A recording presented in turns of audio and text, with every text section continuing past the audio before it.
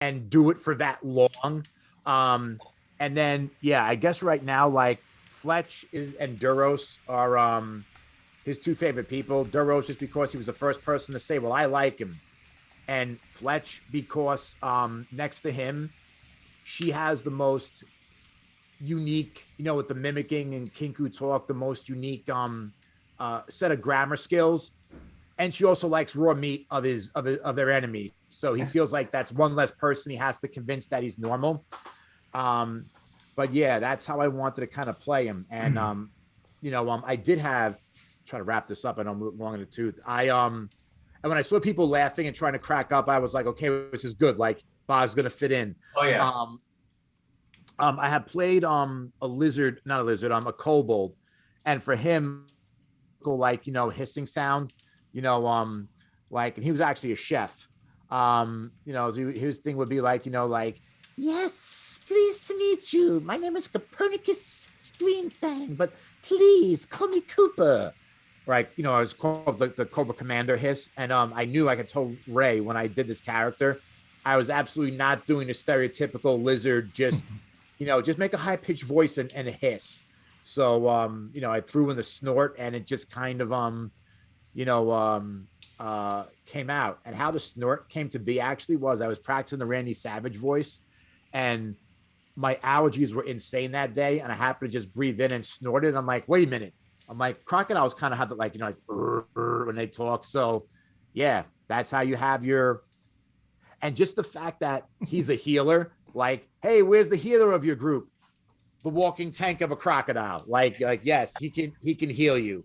So yeah, and Ray was super patient with me and worked on the whole, backstory. I sent him some ideas, and as I love the fact about this group is that, like, everybody like has a good part to play, and I'm also like a storyteller myself. So, between Ray letting us do that and us play off each other, like, it's definitely more than the one person at the table that just sits there, because I play with people like this, completely bored, and all they wait is for their turn in combat. Right. Like, they're absolutely not concerned about the role play. It's totally murder, hobo, hack and slash.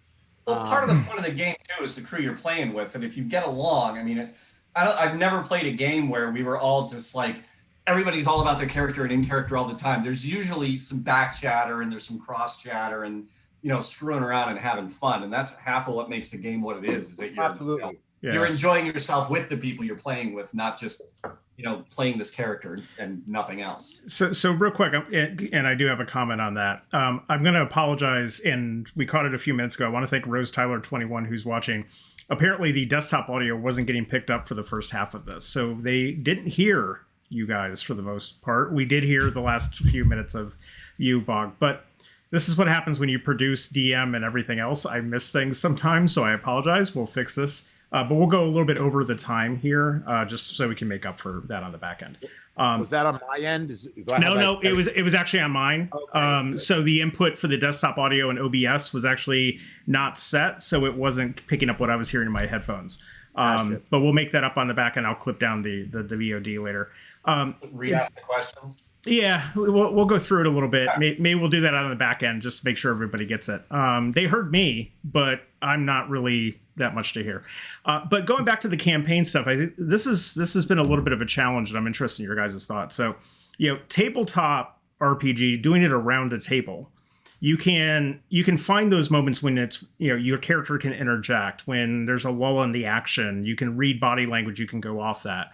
One of the challenges for me as a DM, especially in Zoom and with what's been going on, is I'm trying to make sure that everybody does have a chance to have the stage, right? Because in these environments, it's very easy for whoever talks the most, and I try not to be the one who talks the most, whoever talks the most to kind of overrun everybody else, and you have to kind of pause and pull some people in, especially when you have newer players. What has been, in your guys' perspectives, and Keith, I'll start with you, just in terms of adapting, because you're also in an in-person game right now, adapting to this environment, what are some of the things that you've learned from this, or feedback, things to improve upon? There's definitely, I don't think there's not, I mean, you're doing a phenomenal job running it the way you're running it, given the restriction of being on Zoom. I'm glad you brought Owlbear back in. I liked Owlbear a lot. In the absence of your ridiculous 3D printing skills, which I want to play in person. Or we had chatted a little bit yesterday about the other thing that you were working on with the 3D printing and trying to bring that into it. But it's tough because, we're all screens apart. So we don't have like, somebody might be doing something and there's a little cross chatter over here about something else, or there's less, which makes you focus on the game more, but there's less of the interaction because we're all divided by little rectangles on the screen. We're not right across from each other. So it's not like I can just, like make some side comment to Mark or Jason or something while we're playing, because I don't want to do that, because I don't want to interrupt what's going on between you and whoever you're actually, so, it's the restriction of working it out the way we have to because of the current, climate, for lack of a better phrase, the COVID. So it definitely, I think it keeps us more focused on the game, but I think it takes away that personal element of, the screwing around that tends to go around, when you've got a group of people actually together in the same room. True. Mark, what about you? Sorry, Keith. Well, I even told you this, like, please cut me off. Like, I know I'm, long in the tooth and I probably talk the most, but, I just like to get to the character and like I think everyone also got a good laugh out of it. Like, when Fletch, who again, he's, like, I think you had said, Keith, like, that's your new best friend, like this little, like, bird just like hops in behind him. Like that scene was great for so many reasons. Just the way, like, even Ray described it and set it up. And I think you had to like trip on a shovel or something, because it's like this 6'10" cat, and then this 6'11" ginormous lizard sneaks stealthily into this cave, and then a 5 foot tall, like 70-pound bird gets caught. But I could have easily just said, oh well, Fletch is grappled, Bogg run over and stab him in the back or bite him and try to break it, but just quickly describe, the way he snuck up behind him and, popped up and then just, had his like, what do you think you're doing here? And just like, chomped on him. I think it's, again,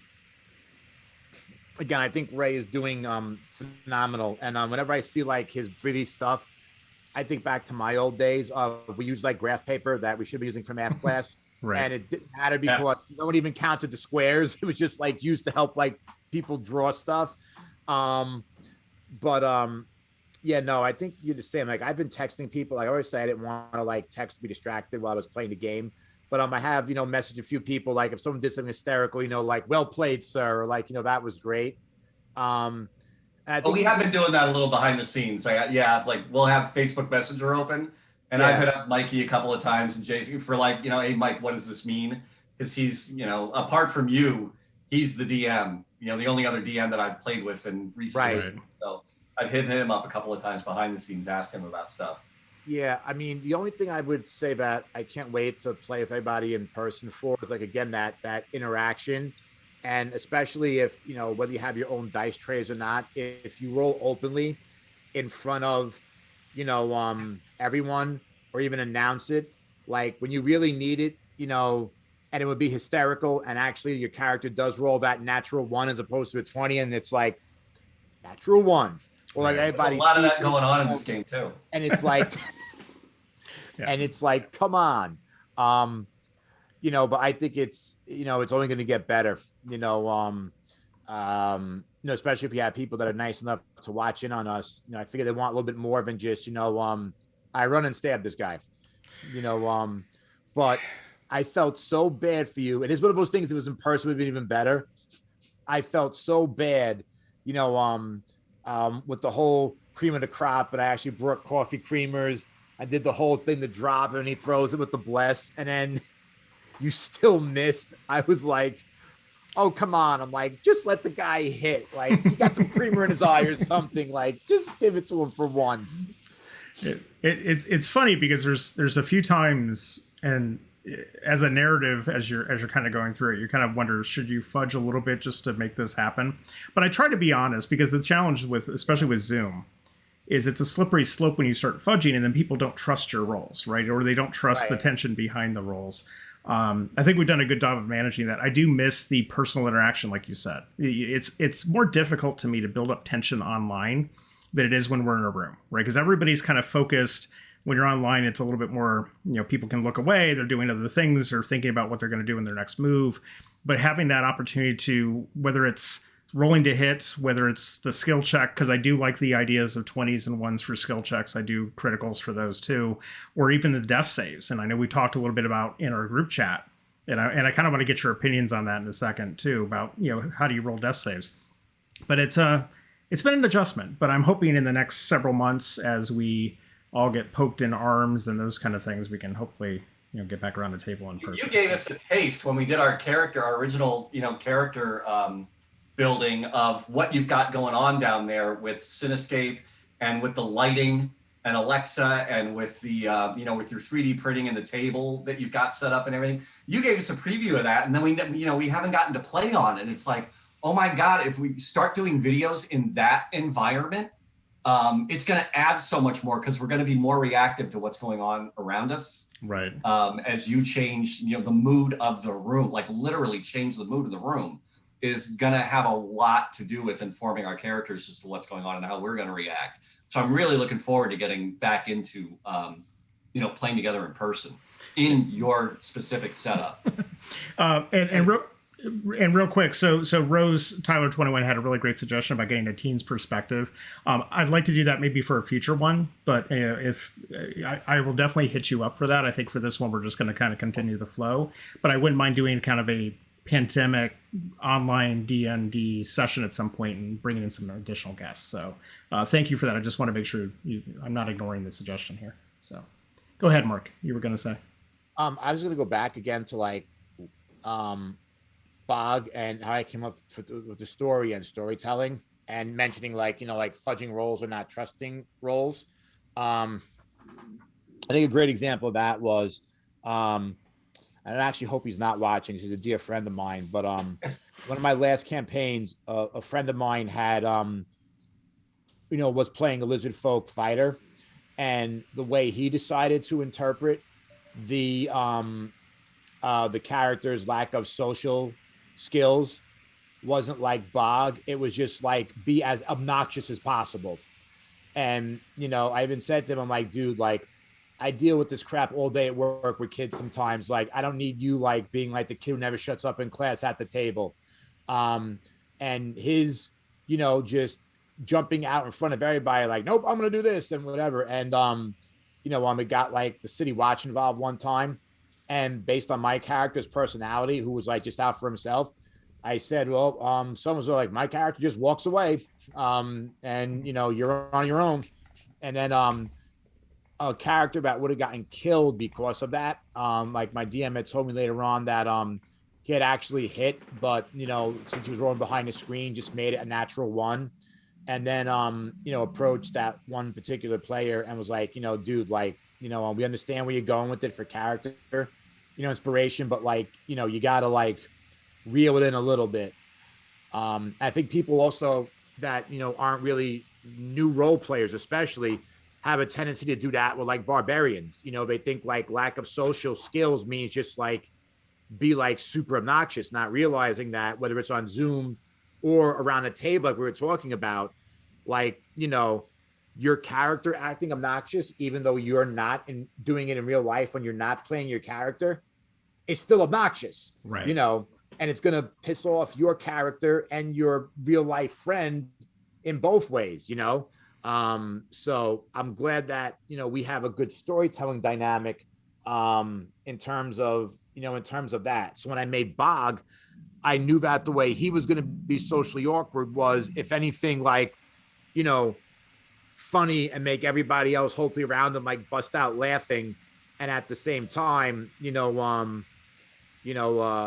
I think also is going to help the group later on, because that may be his most powerful weapon, is that he's so buffoonish when he does that.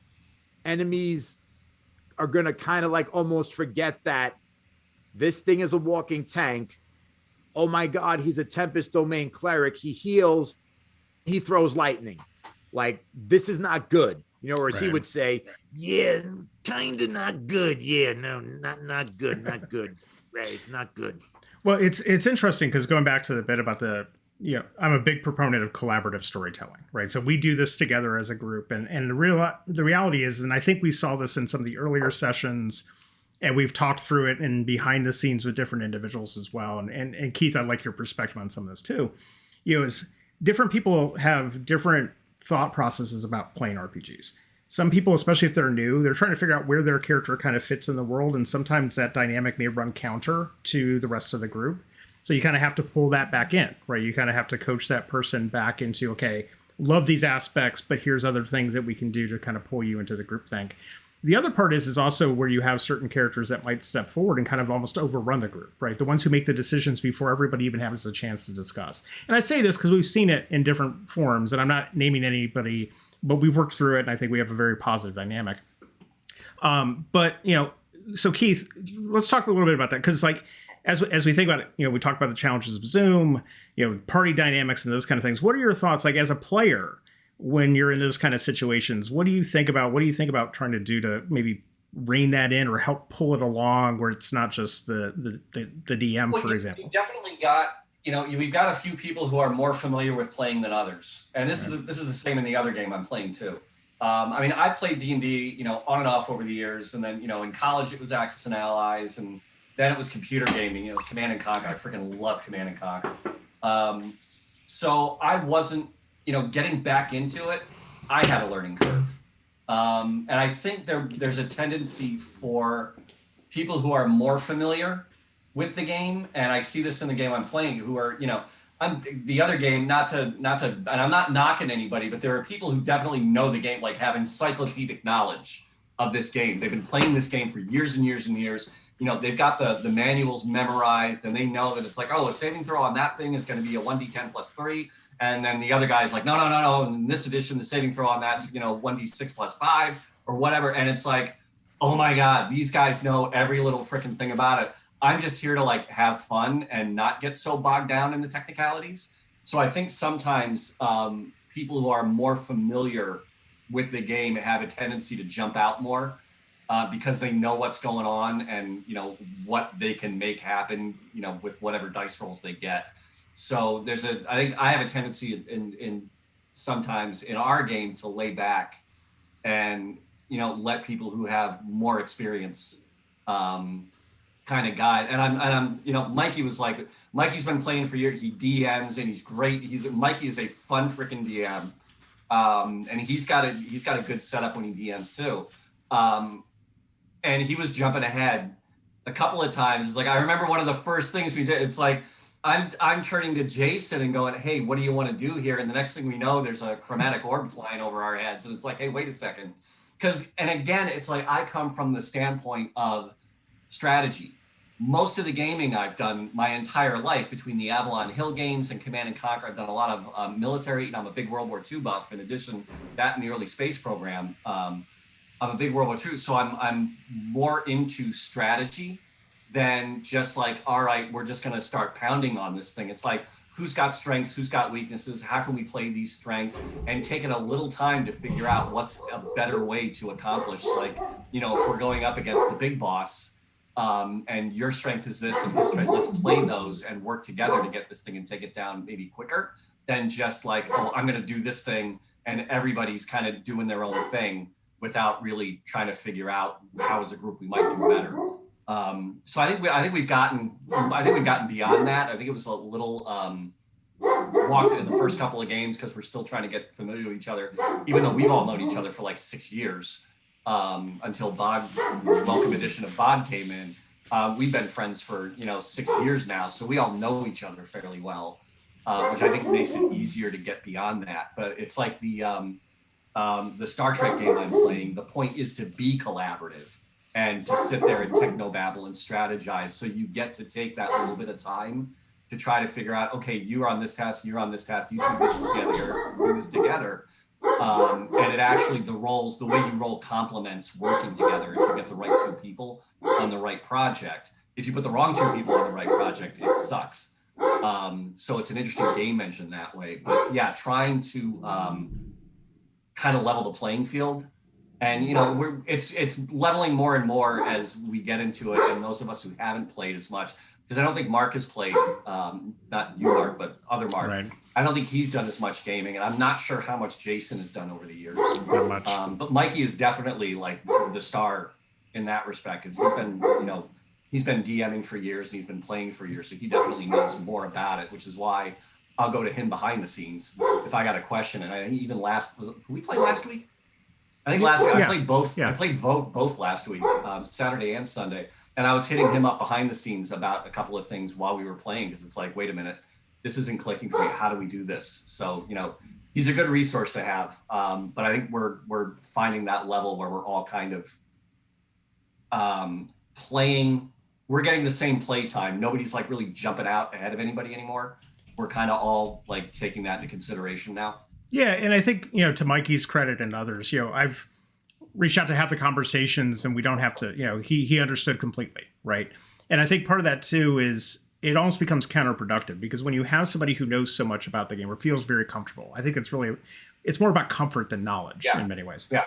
So when you have somebody in that format who's like, okay, well, I know what I'm going to do, let's do it. And you've got a bunch of other people who are still kind of figuring out their place in the world, literally, like what am I? It can become a little frustrating. You just kind of want to push it forward. But the reality is, when you do that, they never actually have the time to really sort it out, right? Then they're just reacting as opposed to being proactive. So I think one of the challenges for me, and it's worked out pretty well with this group, and this is also why I've been very selective about who got included in the group, right? So originally I started off with essentially a bunch of newbies. We added Mikey before we started. I had a little bit of concern about adding an experienced player. Honestly, just because it's been a great addition. I mean, and it's good to have a player that knows the game more than, that really does know the game. Yeah, and it takes a tremendous amount of burden off of me, because I don't, I always have like D&D Beyond open. I've got other things open on the side, but there's a lot of times that Mikey knows the answer, so it's like, okay, great. Or it's just, hey, I think it's this, and he's like, yeah, I think so too, and we move forward with it, and it helps a lot. And I know, Mark, you're going to be able to do that too. So that aspect works out well, but again, it's that dynamic, especially when you've got so many different people, so many different levels of comfort, so many different levels of experience, and again, in a virtual format. So one of the things I want to think about how to do, and this is something that we can talk through as we go, is like, how do I pull you more forward, Keith, or how do I pull Jason more forward, or when Leslie gets back into playing too, because she's been busy with the baby and with life in general, she's brand new to this as well. So pulling them forward without necessarily pushing everybody else back is always going to be something we have to kind of work on. So, yeah, I mean, there's a balance, and as DM in this game, as DM, it's your responsibility to find that balance. Yeah. In the Star Trek game I was playing, Pete's the DM, I'm the captain of the ship. He's telling the story, and I felt it was my place in that position to try to find the balance, in that group, because the game engine is run differently, but. I think we're getting there. I mean, despite, absences here and there of people, we're still, once we get the group back together again as a whole, I think it's kind of played out, and we're at a good spot to keep moving forward. Yeah. So speaking on that, and then Mark, you can chime in on this one first. So, the story is very different from where I started. Right? So when we started this, I had kind of, and I don't write out detailed plot lines, but I had a direction.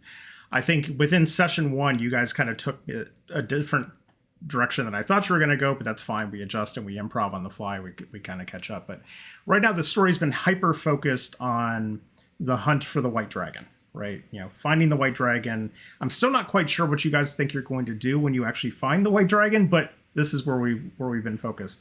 I think we're probably going to take cues from Mikey being the dragon expert, his character, Vibrant, being the dragon expert. He's probably going to end up stepping to the front, because as a strategist too, I'd be like, he's the strongest one in this area. What's your recommendation? So I think Mikey's going to jump to the front when we finally get to that point. He should anyway. Well, we'll see. And jumping to the front doesn't necessarily mean the party will survive, but that's a separate side. So, but Mark, so your character coming into this, I think there's two parts of this question.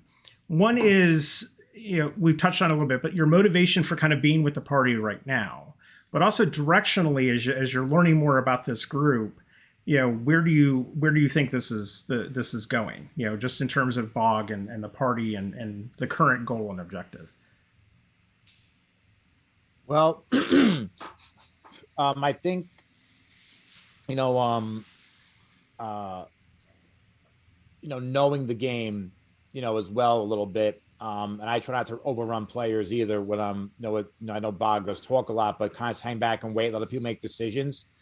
You know, so I don't have to worry about like, what am I doing, the mechanics, my rolling.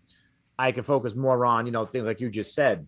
So Bogg would probably actually jump in and disagree with Mikey. Like the metagamer out there would be like, we're all level 3. We find a dragon, maybe level 4. You should never fight a dragon at that level. Bogg, who is, believe it or not, also a strategist, but more or less in like primitive hunting, even though Viraga Hafna is an ancient the ancient black dragon, Bogg saw firsthand what a dragon can do to, I mean, at least in my mind, that battle had to have at least, 30, 40 moving pieces in it, Furbolg druids, lizard folk, humans, so obviously a few magic users, fighters showed up, and like everyone wound up retreating, as he said, it was basically a slaughter. So while he's definitely seeing the strength in numbers with the party and, enjoying being with them, the local dragon expert, even if he didn't know that, like that we should back off, Bogg would kind of like, put him on the shoulder or grab Taylor, his other half, and, be like, let me cut you off there real quick. Yeah. I know from experience that this is kind of not good as an idea. Yeah, let's roll it back here for a few seconds. Dude, I gotta interrupt because I gotta ask you where, because this killed me when you did the whole Romeo and Juliet Ninja Turtle thing. Where did that come from? It came almost from you, actually. When you had mentioned, when I tried to describe Bogg's physical features, and you were like, "Oh, like a slee stack," and we all just sat there, and I was like, "Give you Spoony Bard from Final Fantasy II," and the pop culture references. I was like, I was wondering, like, how can I work Spoony Bard into it? And I was actually at work talking about like, the various Shakespeare things with the kids, and one of the answers was Romeo and Juliet, and the kids weren't getting it, and I was like, "All right, guys, what Shakespeare played as Mr. Schilling before I got the words hate the most out, they were like Romeo and Juliet, Really? Why do you hate Romeo and Juliet? I despise it. It's just so like backwards, and like, I mean, like, yeah, there's bad coincidence, but there's so many much better things they could read. Macbeth, Othello, it just. So let me ask you that, because I took the full year at Shakespeare in college, and there's certain plays I don't want the other. What's your favorite Shakespeare play? It's a coin toss between Macbeth and Othello. Okay. So yeah, I just figured that it wouldn't be funny if, he actually met someone who would be the Shakespeare of this world, saw the play, and as this culturally uninformed moron just basically told him, no, it's terrible. And then it's like, why don't you make stories about my people? And then Shakespeare automatically tries to make Lord of the Rings, and he's like, nope, not good. Too many moving parts. Maybe like a trilogy, with a prequel for the Introduce the Wizard. And then the Ninja Turtles, just because, I'm a huge fan. And when again the Turtle package came out, I'm about to plug in real quick. For power, people just were making Ninja Turtle things. So I would figure like that would be so great. Like, what pop culture thing could he create, and what else could he like absolutely bury? So you did that off the top of your head, because the Slee Stack reference was that day. No, actually, that it was the following week. Yeah. Let me say that sense of time is the first thing to go. So. I will admit the story was cooking around by the end of the episode, but that's good. Yeah, but I think back to Ray, but thank you for asking that, because I was hoping to get that story off. It was killing me. It was killing me. Yeah, Bogg is I personally liked yours and also Ray's expression when the Ninja Turtle thing finally kicked in. He was just like, um, but you know, he's slowly realizing that this is going to become his new tribe. He's learning, or as he would say, I'm learning, you know, like from these people. Well, right now he's just kind of hanging around because you know, he has nothing better to do and it's a strength in numbers thing. But the more he gets, you know, involved with people and gets attached with them, one of the other things that appealed to me about, you know, the backstory of lizard folk was that they might not have emotions, but you know, once they're with someone long enough, they'll become a ferociously loyal ally. You know, because Bog's never going to leave you in a pinch. You know, Bog's never going to be like, oh, well, you know, like, sorry, like, I'm not going to get paid for this mercenary. And not referring to you know, to Deimos, but anyone, you know, he's going to be, you know, the one to kind of like help out and save people, you know, because he's Do more we about know why Bog's here yet? Because we kind of like the rest of us kind of have we've been at it long enough. We kind of know where each one of us comes from and why we're here. Do we really know yet why Bog's here? Yep, just gonna throw the old charger in so I don't die mid-story. Bog, when he found religion, so to speak, You his found a goddess, pamphlet. yes, his goddess is Simonaya. I'm sure I'm saying that wrong. She is the goddess of lizard folk, and she is the goddess of survival. Because that's what lizard folk, you know, try to do. They just like survive. So I kind of get into this thing that, well, he's got these powers now, and lizard folk, you know, besides he's looking for Varagahantana, you know, might not believe in revenge, so to speak, but you know, she is, you know, being a god, a patron, is more, you know, educated, and you know, lizard folk are not very, you know, populous in the world. A whole big tribe of them just got wiped out except for Bog. So I mean, yes, a god like will exist, but it's that old argument of what's a god without worshippers. So she's hoping that through Bog, not only she would exist because lizard folk would be preserved, but that he might be able to convince, you know, some other races to also, you know, worship with her. So, like as far as he knew, he was just sent out to look for Varagahantana and, you know, ensure the survival of his people. You know, she was very vague when she told him that. She's probably regretting it up in the, you know, pantheon of gods somewhere. You know, but you know, that's where he's you know, he's at right now. Um, you know, and he is also, I think, starting to enjoy the whole concept of trade and bartering and making spoons and knives and forks, um, weapons for people. Um, so you know, I think that's where he sees himself going with the party. Um, and you know, he's definitely. Um, I'm just going to say that he has a natural, besides his all his lizard folk, you know, like traits, um, and his, you know, natural instincts. He's definitely got a very strong protective instinct that he may not realize yet. You know, so I think It's that's showing, why. whether he realizes it or not. I think his character's already showing it.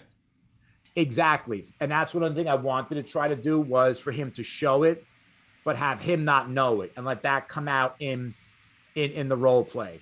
Like he'll do anything for anyone of the party, but like, you know, I was just thinking, you know, down the road, the first time Duros or especially, you know, Fletch, after we do our version of the fastball special that I think you had said, like at one point I want to burn the alligator's back.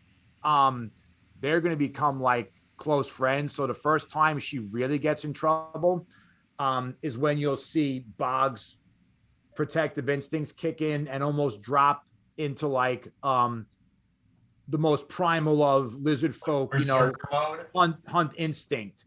Yeah, kind of like a berserker, but like within control.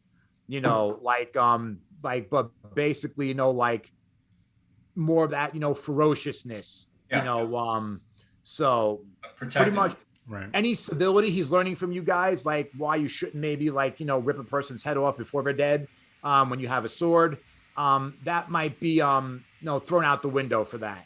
And of course, that'll only grow with the party as he interacts with each of the members, you know.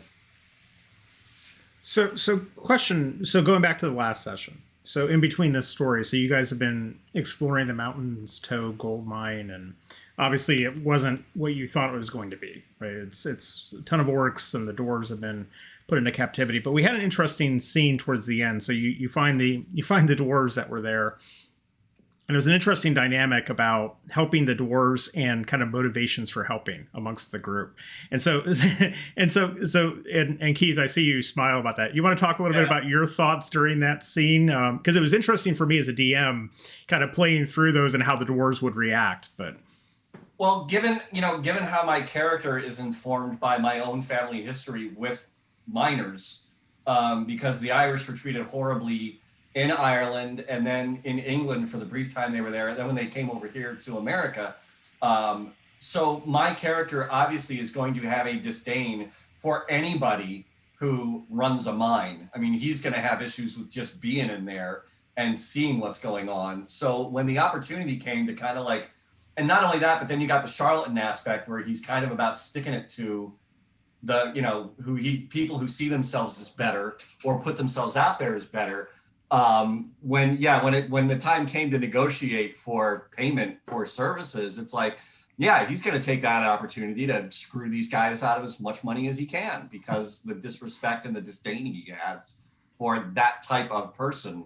And the fact that it was in a mine in the first place was like, that's enough right there. But seeing that, these guys are a little well-to-do and somehow they're all barricaded in here, and the miners are trapped down in the mine somehow with the rest of these orcs or whatever's going on. It's like, holy crap, I'm taking these guys for everything I can. He may not keep it all for himself. He may give it back. We'll see. But yeah, he's definitely going to take that opportunity to mess around and get more than these guys are willing to give. I mean, that's just part of it. What about you, Bogg? Because it was interesting because you immediately just started pulling orcs in. Like, okay, here we go. We'll just start building up the body count now at this point. But yeah, Bogg is again more simple, more direct, more literal. He would have been, and without knowing your backstory, that's what I mean by letting the story develop organically. Myself and Bogg were a little bit, taken aback that all of a sudden you were acting, like what would you didn't know what your disdain for the mine leader was. Just from, a little bit he knew about you. He's kind of figured out that, Deimos is either, owes people money or is in trouble with something or just has something weird going on, that there always seems to be an angle, about him, which might eventually, nothing that will cause a problem in the group when I role play it, but that's something that eventually might not, sit well with Bogg. Like Bogg was more or less like, okay, I should probably help. That's something that's come out a couple of times already before your character got involved, where we've all been kind of like, at one point or another, it's like, hey, dude, lighten up. Yeah, we were convinced for a while he had a racial thing with gnomes. It was really a bad scene with Gnomengard. It was, yeah. Well, and I also thought, like, to kind of break up the, the tension between, like, the organization, Bogg would, and that's what he would do naturally. Like, they want the proof of the orcs. So, everybody kind of stopped and laughed out of game. And then in game, just coming in like, well, here you go. 1, 2, 3, 4. Healing who needed to be healed. And I think Mikey helped out the best when, like, the orcs were like, the dwarves were kind of like staring at me, like Ray's narrating that. And he like whispers, like, he's like, vibrant whispers, smile. Like, oh, right. Smiling.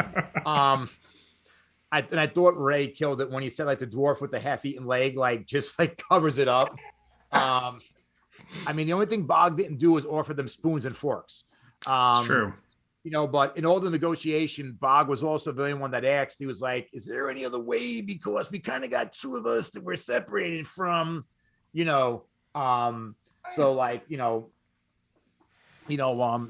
so yes, he had a very interesting way of like, almost like trade and bartering. Like, okay, you're going to give us this. We're going to do this for you. You need proof of payment. Here you go. You probably need food. Here you go. And, that's kind of, again, that simplistic, direct mindset. And I'm not spoil anything out there, but I was thinking back to an episode of another famous show, where I thought how Bogg would have fit right in. And that of course was Crit Role. They were facing potentially a creature person who they didn't know why yet, but seemingly just could dispel any magic without casting it. It was automatic, almost like a beholder. And they have like a magical tower. That's the level 6 spell, create the mansion, Mordecai's mansion, whatever. Mm-hmm. And they were like, they were asking the wizard, like, do we have any things of like a magical defense that we can kind of use to contain and whatnot, whatever. I'm thinking like sometimes the direct route is and I apologize for using them as an example in our game, but we're not in a situation that I can use to explain this yet. Sometimes Bogg's basic strategy would work, because Bogg's mentality would be like, well, if you got a guy that can cancel out magic, what are you doing fighting him in the magical tower for? Bogg would be like, okay, let's fight this guy in a swamp. Like, let him fight a lizard folk on his home turf. And then, set like natural traps. Like, well, hey, you can't dispel alchemist oil when it blows up. Right. And when he jumps out of the water, no idea what that is. We'll get there. On you, and then uses his full speed to swim down 60 feet. Of course, he can breathe 15 minutes of the water, and you can't. Give him a little gator roll on the way down. And he drowns you. Like, he would wonder, like, why would you do that? Which also I think again that'll be the last Critical Role reference ever. I promise. But I think that I'm not getting paid for these, by the way. So I know, no. But I think that would be great when Mikey comes into play, like, as if he has like some ultra complicated plan to do with this white dragon. Boggs is going to be looking at it in terms of like, dollars and cents, risks and we loss. don't know what he wants because part of us are out to. I think some of us are out to kill the thing because of the interests that we are supposed to be protecting. And there's also a bounty, right? There's a bounty from the town that you. Yeah, and I'm not sure if he wants to like commune with it or what he wants to like mime. I don't know what he wants to do with this thing because we know he's a dragon enthusiast. So I'm guessing he's not gonna want to kill it, but we gotta find some common ground here to figure out what to do with this thing because I think our interests are very diverse in how we want this. And on that note, let's do this because we're going to run over time, which is great. And if you guys can stick around for a little while longer, let's take a 5-minute break, refill our beers, a little bit of bio, and then we'll come back and we'll pick up on that. Okay. So we'll be back in 5 minutes. So about 2:50, 2:51.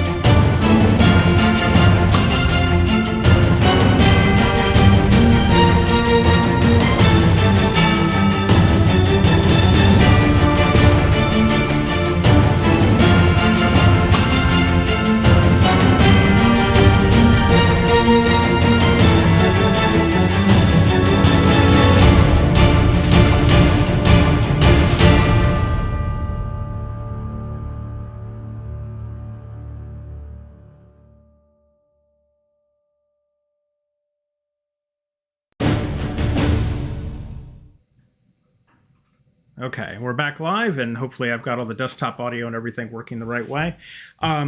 Since we missed the first part of the chat due to our technical issues, and the producer's been beaten for his mistake, what I'd like to do is maybe go back to some of our earlier questions, just because I thought that was interesting. We're not going to cover all of them, but Keith, we'll start with you. Just when did you start playing Dungeons and Dragons? What was your earliest experience with D&D, or who introduced you to it? Give us a little bit of background on that. Yeah, the earliest I remember, it had to have been somewhere around 77 or 78, because I wasn't playing with these neighbors anymore after that.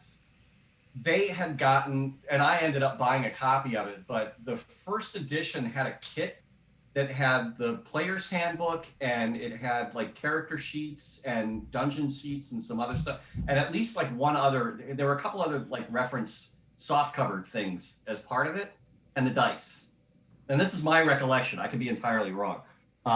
So that's like the first time I remember seeing it, but we didn't actually play it because these were not kids who were like inclined to read through all the rules and develop characters and all that.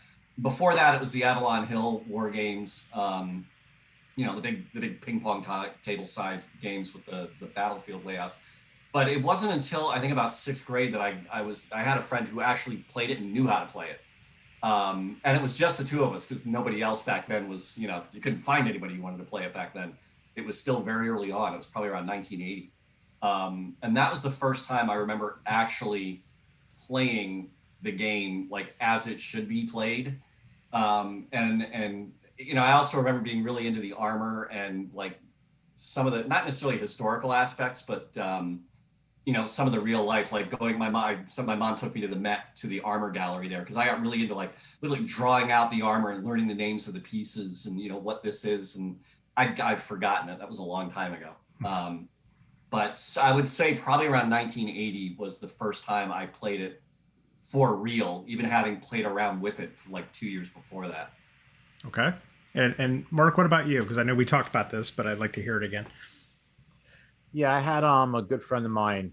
Actually, was sleeping over one night. Chris Morris had he had gotten a copy from somewhere. I forget who. Well, it was his, and I don't know like if it was older cousin of his or brother. He has no brother. I'm sorry. Or friend, neighbor that got him the red box. This was probably around like one of the first times D&D was trying to make a comeback, around like 80, 89, 90, maybe in 88. And then we played through there. My older cousin then, who I never knew played, gave me all of his like AD&D stuff.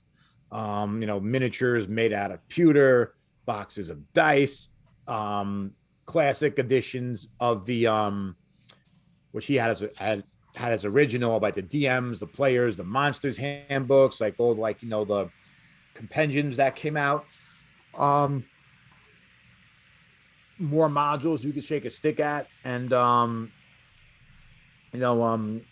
just really got into it from the story. I was already a comic book guy. I love comics and collect them and read all the time. So it just stuck, when we just, played, and then, played a little bit through high school, and then kind of like, faded out. And then with the resurgence of, role playing becoming, like more accepted and cool again. And also with an easier combat system, I'm like, I don't know how we did it back in the day to chart, but if they ever brought back FATCO, I would be like, I would be like, oh my God, like terrible. So yeah, that's how I got back into it.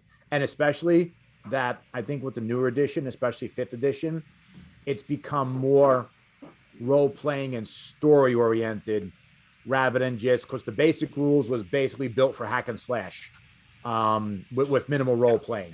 Everybody wanted to be a fighter. That was the thing back when you were originally playing. Everybody wanted to be a fighter because you just wanted to beat the crap out of stuff. Well, the broken character was the elf, because elves were like, they weren't a racial class, they were a character class, and basically they were like a fighter and a magic user put together. So it was like, wow, a fighter that can wear heavy armor and still cast spells, like without multi-classing. Just you got the stuff per level. It was like, wow, so broken. Yeah, and it's funny you mentioned the storytelling aspect of it, because Ray's doing a great job with it. my friend Pete, who I alluded to, the Star Trek game that we played, he wrote the entire script for that thing. He pulled a few other things together. And my friend Emily has experience as a script writer on the game that I'm playing with her. So it's interesting, the story, you know, that storytelling aspect of it comes into it. I don't know what Ray's aspirations have been in terms of writing short fiction, but I mean, you're doing as good a job as anybody pulling together a storyline. Well, Mark and I actually have a commonality. I have an undergrad in English. It was actually creative writing and film studies. So that was, I at one point in time aspired, it was either going to be academics or screenwriting. And then I realized the challenge in both and the challenge of paying my rent. And so I went down a completely different career path. Well, we all three have that commonality, because I actually won Stephen Sondheim's Young Playwright competition for the state of Connecticut back in 1980. It was back in 1987. So I was planning on being a writer at one point in my life too, before I ended up doing what I'm doing. I feel like I've been deprived a Keith Murray musical now. Like, it might have been an off-Broadway production, but I just feel like, you know, Keith Murray's take on Company or something like that. So that would have been awesome. It wasn't a musical. It was amusing, but not musical. And going back to like the D&D component of it, you know, story has always been the main part for me. So this goes back to, you know, when we did our character creation, I wanted to know your backstory so I could pick out different snippets, recognizing that they were all going to be diverse, right? Nobody really communicated that. Like Molly and Mark did because they share a household, but even Jason and Leslie did completely separate stories, right? They're not connected at all. But that gives me seeds. Go ahead. But their characters came together. I mean, when we started the story, their characters were already together. Well, not quite. So when you think about it, when you first met Deimos and Juniper, because the stables, right? You met at the stables in Neverwinter to head towards family. You were all taking a job. You didn't really get the motivation, right? You didn't really get the motive. Everybody just showed up. So, but but it's interesting because for me, one, what you guys do obviously feeds the story, both from backstory, but also your actions. And then I have kind of a longer tail narrative, but I'll do like a couple bullet points, like milestones almost. So it's like, well, here's 3 possible options. So between now and the end of next session, whatever you guys do will probably take us down one of these 3 paths. And then the next story, I'll build that again, and I'll build that again. So I never quite have a full end state, because what we started with initially, the 3 options, I don't think any of them had you pursuing the White Dragon this soon, right? There was a whole bunch of side stuff. And then once that became the overriding piece of it, I realized that was going to happen when you did the Goblin ambush on the road to Phandalin. You guys were going to go ahead and pursue the trails into the wood that leads you to the hideout with the goblins and everything. It's when you rescued Sildar. But I remember, I think it was Duros, Mark basically saying, well, we've heard about a dragon, you know, and I had just dropped that into their story. Like, that's something that they heard at a tavern. It was going to bring them forward. And that became like the overarching, it's all about the dragon now for everybody. And so you play off that. That's a really cool way to do it, because it lets the narrative develop organically rather than trying to keep us like in a module. It's like, you have to go here, and now you've got you have to go to this place, and now you have to go to, so you actually like, nobody knows where the story's going to go at this point. So I kind of dig that it's going to grow on its own rather than be something that's totally scripted out of a module right out of the gate. Right. Yeah. And what I did with them, go ahead, Bog. Bog definitely, as this goes on, you know, wants to know and learn about his colleagues out of genuine interest. He knows why he's looking for his dragon. He's probably going to wonder, you know, why you guys looking for the white dragon, like to destroy like your hometown or family, whatnot, whatever. And he might even understand the bounty aspect of Deimos and the job. But if like they're just looking for the white dragon, sorry, black is mine. If they're just looking for the white dragon, you know, we have an ice dragon too. We've got at least 3 dragons right now. How are there 3? We have an ice dragon, right? Well, you've got the white dragon. That was the one that you saw using the ice abilities on the work on the road. Oh, okay. The Manticore. So it's the ice dragon and the white dragon are the same. Yeah. So when you, just to interrupt for a second, so when you start piecing together, remember how many times you've noticed frostbite on different creatures? That was primarily from the white dragon that you saw using its cold attack on the orcs on the road. Ah, okay. Yeah. So long story short, Bog is going to think to himself, if there's not some greater like immediate purpose, like why are you putting yourself at this risk versus little reward to just go fight a random dragon? Like he definitely has a reason to go after his. He might not even want to do it at this time, even with you guys, but at least like he has some sort of like, direction on it.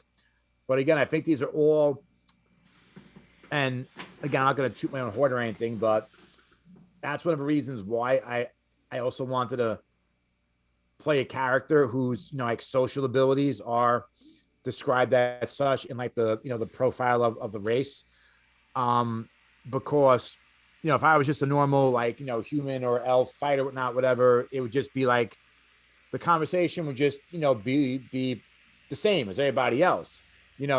The questions he would ask, not out of like spite, but just basically out of like, this doesn't make sense to me, I don't understand, are gonna definitely like help organically grow a story, because I'm gonna try to make them questions that you guys wouldn't expect, because you probably wouldn't. If I met Bog in real life, it was me, but then there was Bog without me voicing him and whatnot, it'd be an interesting conversation. Right.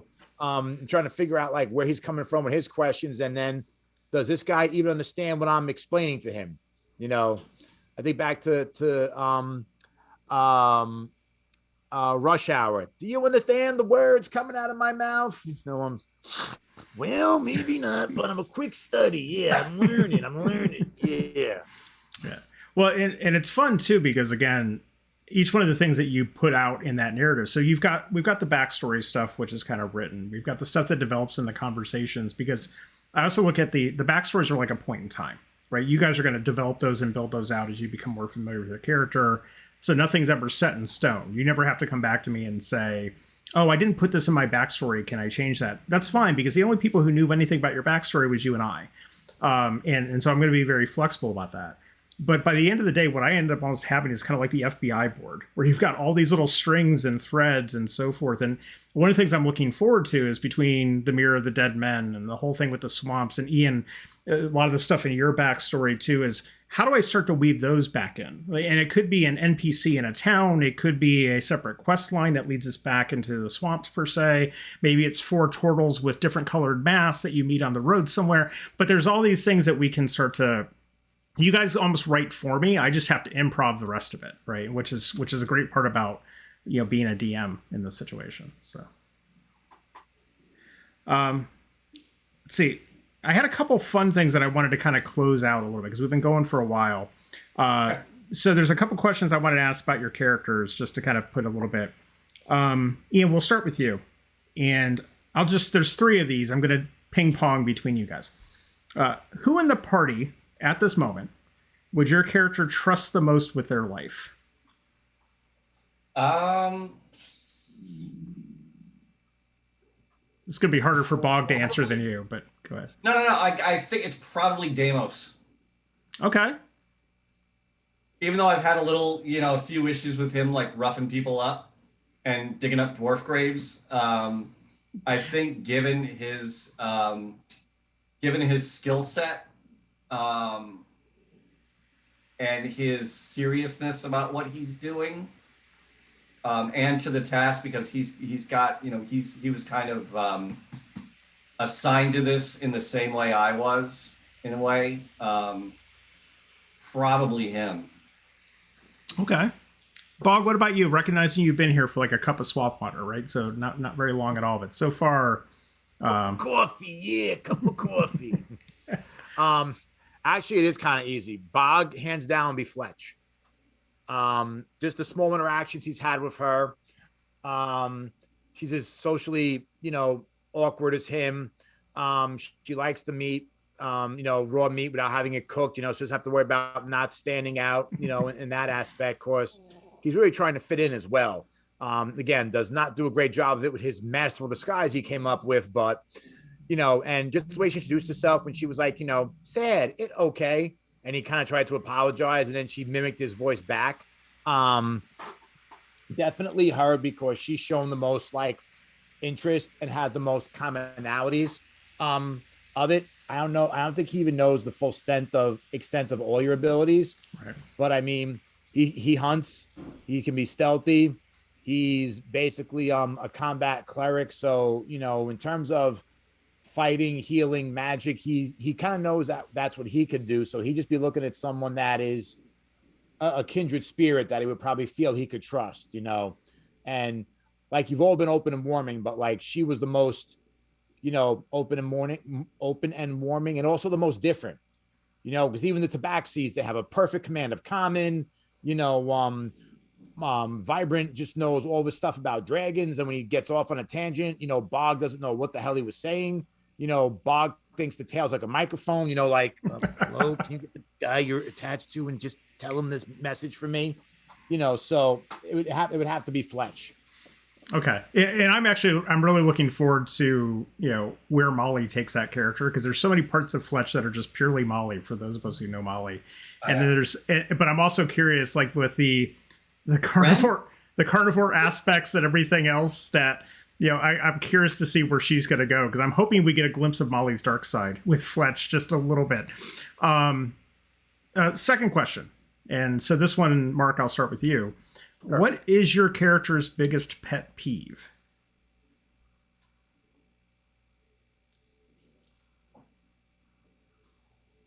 Not so easy, is it? This may be like the most cop-out answer in the world, but I don't think Bog would have a pet peeve yet. Okay. They don't have normal emotions. That's true. So he wouldn't understand the concept of, pissing me off. He might get mad eventually, at something if it puts himself in, in danger.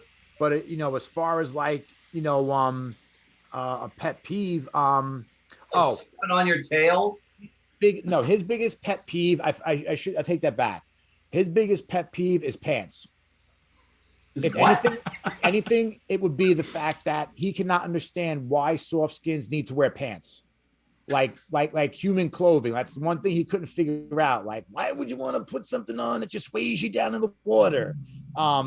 It would be something simple and silly like that. But other than that, like, nothing's really going to phase him that doesn't put him at a tactical disadvantage or be in danger. So at some point, the pants thing just made me think about I'm sure it's been around forever, but putting pants on dogs. Would dogs wear pants with just the two hind legs covered, or would they wear pants that covered like their stomach and both front and rear legs? Well, and that just, the way you described pants just then made me think, would Bog wear pants like a onesie? If he wore pants as a disguise, he would probably have like the purple Hulk pants. Like, after the transformation, they'd be like ripped, like basically like ripped almost cargo shorts. And his traveler's cloak and his hat for his disguise would be the extent of it. I love that you're actually answering this one. Well, I put a lot of thought into it. It's killing me. I put a lot of thought in the Bog. I actually don't know. I'm sorry. I don't know how Ray wants to play this, but I can't wait for like us to get into an encounter where someone's using some sort of like magic against us that implies, where like it affects the effect is based on emotion. And again, you could probably still want me to have the saving throw or not, but I just want Bog to be able to be like, let me cut you off right there. You see, my people, lizard folk, we don't have these things called emotions. So now Ray has to create a situation. I do. The thing you're saying. Is your organic storytelling right there. Again, you have to with a character like Bog. Like, you have to almost kind of think of things, because the one thing I don't want to do is slow down the game thinking, all right, what would he say? What metaphor? What would he not understand? You know what I mean? I want to kind of like get like in his head, almost like method acting. Sorry. No, it's all good. I'm just thinking I'm going to have to get you one of those pants or bullshit shirts just so we can wear it during one of the streams, and that would be perfect at that point. So Ian's pet peeve, what would that be, Keith? Probably I mean, I know my own pet peeve. Probably something about like money or people being ostentatious. Okay. You know, given his background and giving the duality of the Charlotte and Paladin thing, it's probably going to be, you know, like mine owners kind of like lording it over people kind of thing, like that, like almost like the dwarves that we met when they're like, oh, we can pay you, and it's like, oh, can you pay us? Really, you can pay us? Well, we're going to take a shit ton more than you wanted to pay us because we can. You know, Fair enough. probably going to be something like that. Fair enough. Okay, last question, and then we'll do closing thoughts. This one's a little far left field, so feel free to answer anyway. And Keith, we'll start with you on this one. Okay. What would be your character's theme song or favorite band genre of music? Somewhere in that Oh area. my god. Paladin Charlotte. It's for him. It would probably. Oh, geez.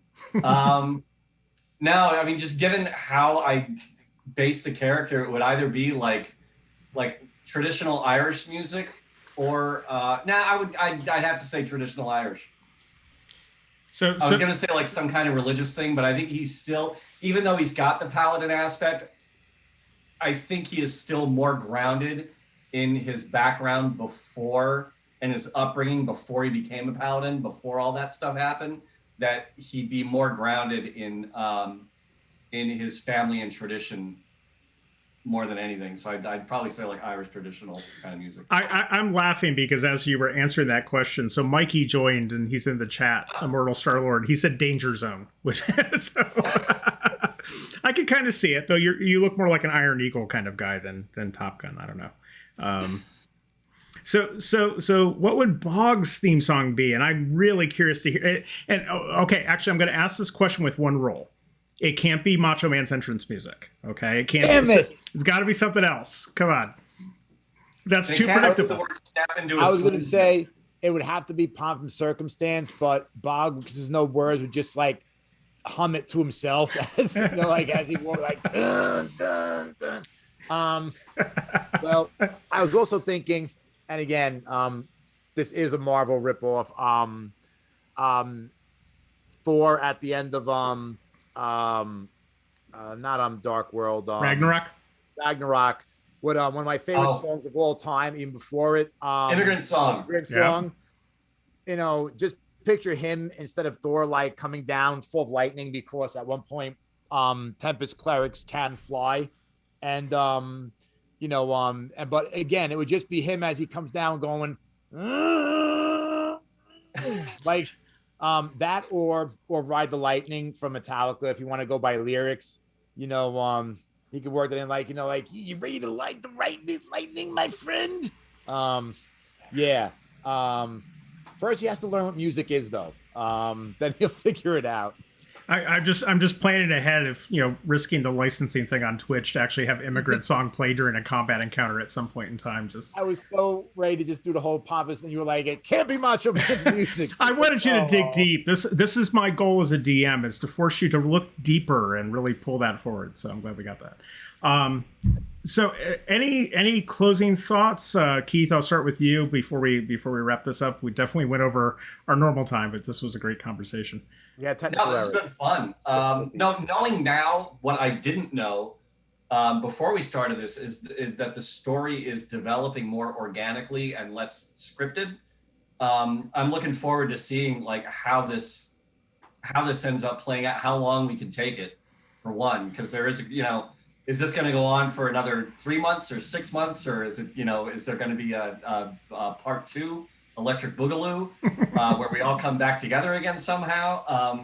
Knowing now that the story is developing more organically, I'm much more interested to see where it's going to go and how it's going to develop based on what we do versus if it was like, you know, kind of scripted and you could just look ahead and see what was going to come next. So me too. Yeah. Plus, I mean, the other thing I'm looking forward to is obviously getting back together in person and experiencing the full brunt of what your epic room down there has to offer.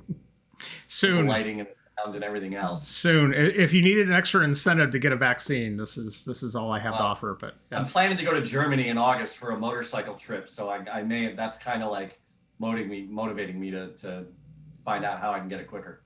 I got the first poke yesterday. Oh, did you? Yeah. How you feeling today? Fine now. The arm was a little sore this morning, but that's about it. I've been here I've heard from a number of people. It's just kicked their asses. Yeah, the second shot usually is what I've heard. Yeah, the second shot is the one that you start to get you feel sick or the symptoms supposedly.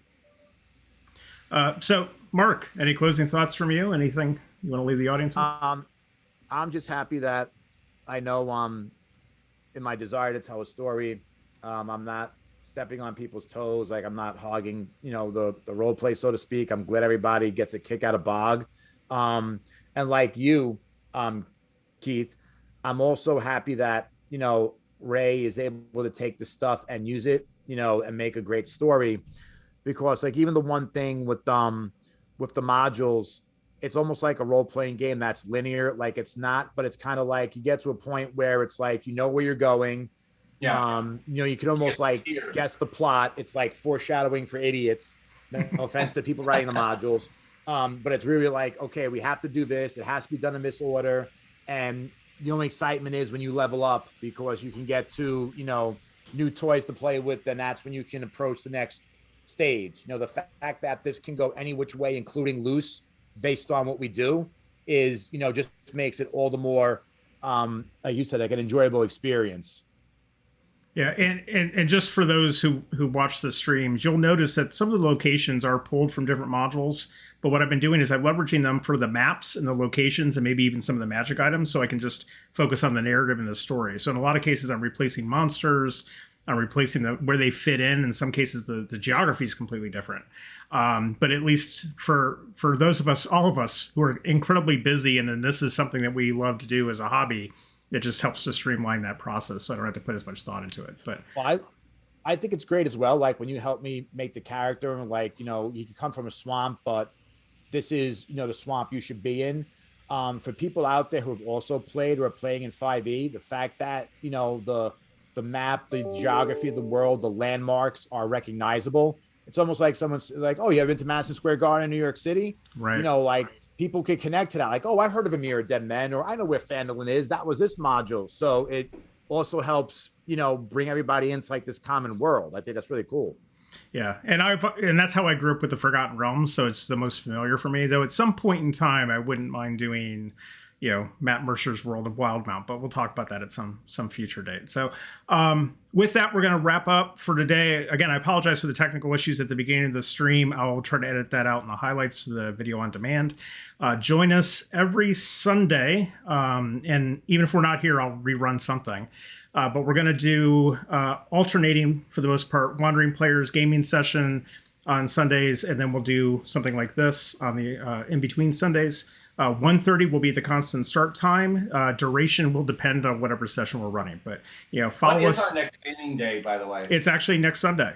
So I think you might be unavailable. No, the only reason I might have been unavailable is because I'm doing my other game on Saturday. No. Oh shit, I am unavailable because we're doing my Saturday game. We had to switch to Sunday.